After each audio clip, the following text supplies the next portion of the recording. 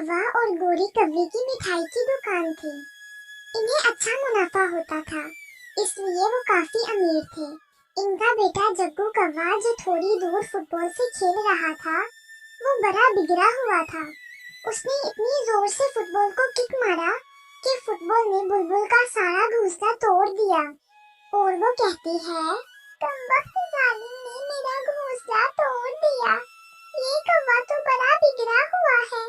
मैं अभी जाकर इसकी माँ को बताती हूँ। जग्गू कौवा कहता है, आंटी बुलबुल का घोंसला टूट गया। आंटी बुलबुल का घोंसला टूट गया। बुलबुल तेजी से उड़ती हुई जग्गू कौवे की मम्मा गोरी कौवे के पास चले जाती है, जो पहले से ही कल्लू से लड़ाई कर रही थी।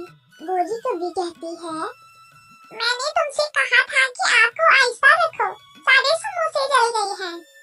आग तुमने तेज की थी और ये सारे समोसे तुम्हारे कारण जले हैं। सुनो गोरी, तुम्हारे बेटे ने फुटबॉल मारकर मेरा घोंसला तोड़ दिया है। मैं पहले ही बड़े गुस्से में हूँ। मेरे समोसे जल गए हैं और तुम मुझे ऊपर से तंग करने के लिए आ गई हो। खुद जाकर देख लो, तुम्हारे बेटे ने इतना जोर से फुटबॉल मारा कि मेरा घोंसला टूट गया है। फिर कल्लू कौवा कहता है, मैं समझाऊंगा जग्गू को। गोरी कौवी कहती है, क्या समझाओगे तुम? जाओ मोटी बुलबुल, जाकर अपना काम करो। तुम्हें किसने कहा था कि वहाँ पर घर बनाओ जहाँ मेरा बेटा खेलता है? मेरा बेटा तो वहीं पर खेलेगा, तुम कहीं और जाकर घोंसला बना लो। रोती हुई बुलबुल वहाँ से चले जाती है। फिर गोरी कौवी कहती है, आ जाती है मुँह उठाकर। अगर दोबारा आई तो मैं इसी गरम तेल में डालकर जला दूंगी इसे।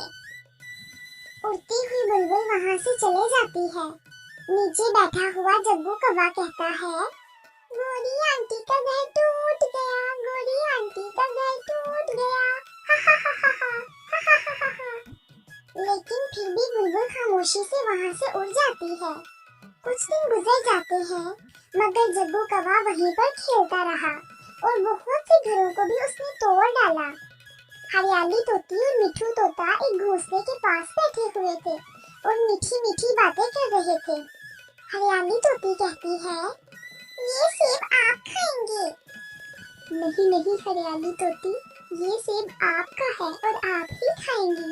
मिठू जी, आप मेरा कितना ख्याल रखते हैं ना।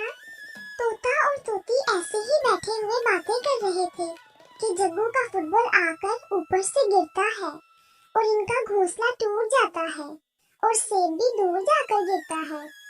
मिठू तोता कहता है, हरियाली तुम ठीक तो हो ना? तुम्हें कहीं चोट तो नहीं लगी? मैं ठीक हूँ मिठू जी, आप तो जिंदा है ना? हाँ, मैं भी ठीक हूँ। मैं अभी जाकर इस कौवे के बच्चे को देखता हूँ।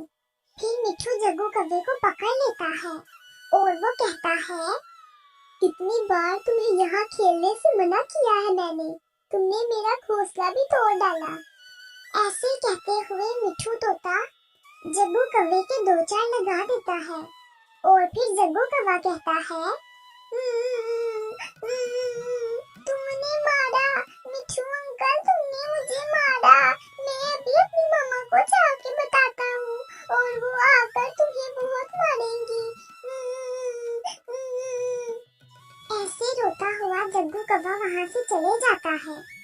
हरियाली तोती कहती है, पति जी, आप इन तिनकों को जोड़कर मुझे दें और मैं इस घोंसले की मुरम्मत करती हूँ। फिर तोता और तोती अपने घोंसले की मुरम्मत में लग जाते हैं। जग्गू कौवा कहता है, मामा मामा मुझे मारा, मिठू अंकल ने मुझे मारा। इस मोटी चोंच वाले की इतनी हिम्मत कि इसने मेरे बेटे को मारा। मैं अभी जाकर इसे देखती हूँ। पहले इसे पूछोगी कि हुआ क्या था? ये तो मैं उस मोटे तोते से ही जाकर पूछूंगी। गुस्से से कौवी उड़ती हुई तोते के घोंसले के पास चली जाती है। तोता और तोती अपने घोंसले के लिए तिनके जमा कर रहे थे कि गोरी कौवी ने तोते को पीछे से मारा। मोटी चोंच वाले, तुम्हारी हिम्मत भी कैसे हुई मेरे बेटे को मारने की? मैं छोड़ूंगी नहीं तुम्हें। मेरी बात सुनो, तुम्हारे बेटे ने मेरा घोंसला तोड़ दिया।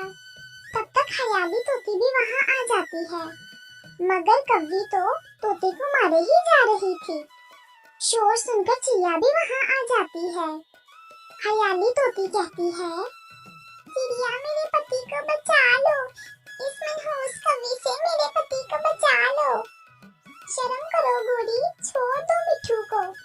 फिर गोरी कवि मिठू को छोड़ देती है।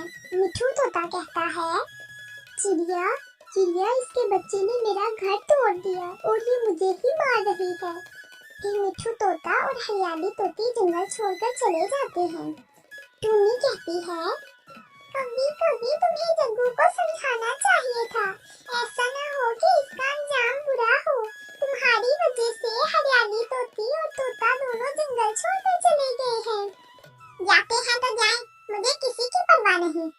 अगले दिन जग्गू कव्वे ने कबूतर का घर तोड़ने का इरादा बनाया हुआ था। जग्गू कव्वे ने फुटबॉल को जोर से किक मारी और फुटबॉल दूर कबूतर का घर तोड़ने की बजाय गोरी की दुकान में पड़ी हुई कढ़ाई के ऊपर आकर गिर गया। चूंकि कढ़ाई के अंदर गरम गरम तेल था, तो वो तेल कव्वे की आंखों और गोरी के पंखों के ऊपर गिर गया। मैं जल गई, कल्लू मेरे पंख जल गए। मेरी आंखों में गरम गरम तेल गिर गया है, मुझे कुछ नजर नहीं आ रहा। गोरी तुम कहाँ हो? वो दोनों बहुत बुरी तरह जल जाते हैं और वो दोनों ही रो रहे थे। फिर वहाँ टूनी आ जाती है और वो कहती है, गोरी अगर तुमने पहले ही जग्गू को समझाया होता तो आज ये सब ना होता। मगर अब क्या हो सकता है? हमें बचा लो चिड़िया, हमें बचा लो। प्यारे दोस्तों, हमें इस कहानी से ये सीख मिलती है कि हमें हमेशा अपने बच्चों को बुरे कामों से रोकना चाहिए, वरना हम खुद ही किसी मुसीबत में फंस जाएंगे। Thanks for watching.